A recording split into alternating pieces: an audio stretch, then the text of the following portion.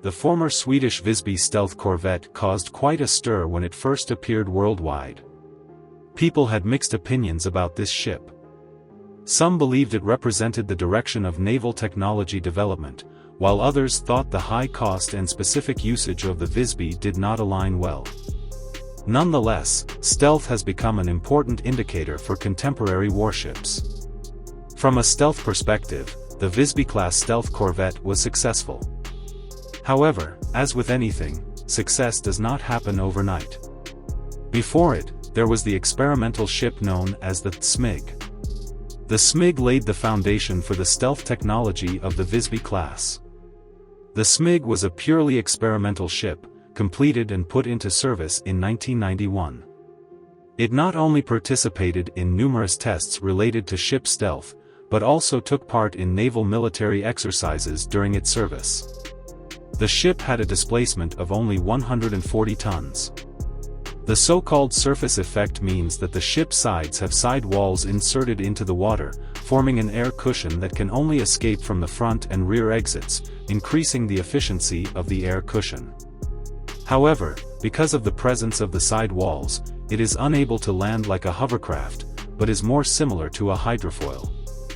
The ship does not have a sharp bow like a typical speedboat, but instead has a flat bow similar to a landing craft. It was 27 meters long, 7.6 meters wide, and had a draft of 1.8 meters when fully loaded. The hull is divided into two layers, with the outer layer made of materials such as fiberglass, carbon fiber, and polyester resin, while the inner layer is made of a thin plate. Similar to today's stealth ships, the Smigg's hull was also clean and sleek, with a distinct angular shape. The bridge position was low, with side windows in the front, rear, and sides for observation. The antennas used a retractable structure to minimize exposure, and the intake and exhaust ports of the power system were designed for stealth. The only turret on the ship was also designed for stealth. The ship's radar reflectivity and infrared radiation were both minimized. Combined with the ship's flat shape, which made it susceptible to water surface waves, it made it difficult for enemies to accurately detect the ship. The ship was powered by two MTU L6V 396TB94 diesel engines, each outputting 2,130 horsepower and propelling the ship using two water jet propellers.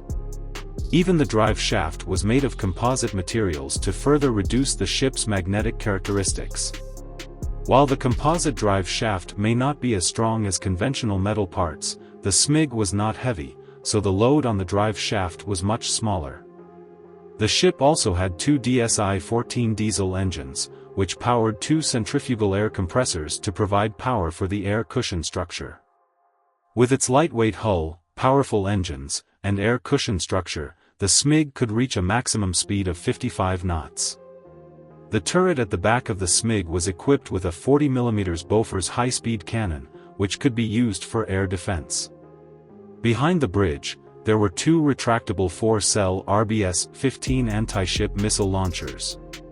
The missile weighed 800 kilograms, the warhead weighed 200 kilograms, and had a diameter of 50 centimeters.